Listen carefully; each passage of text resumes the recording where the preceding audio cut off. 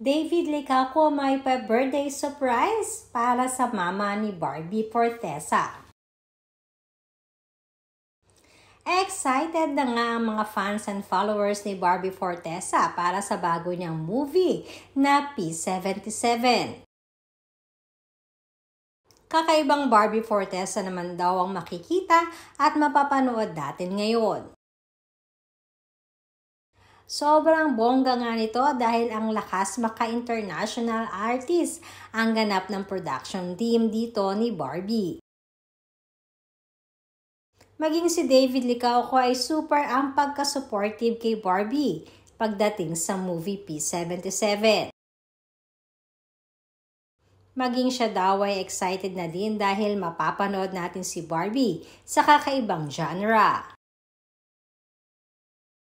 Sinasabi din na pabirong nagpresenta si David na maging date ni Barbie sa movie premiere nito.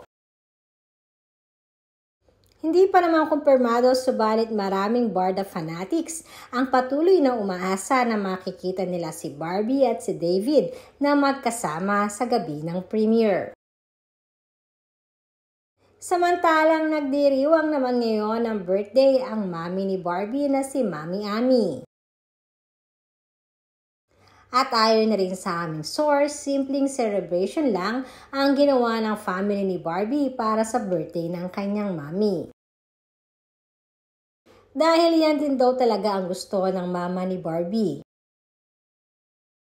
Samantalang isang nakakakilig na balita naman ang nakarating sa amin. Dahil may pagsupresa nga di umano itong si David Licauco sa mami ni Barbie Fortesa.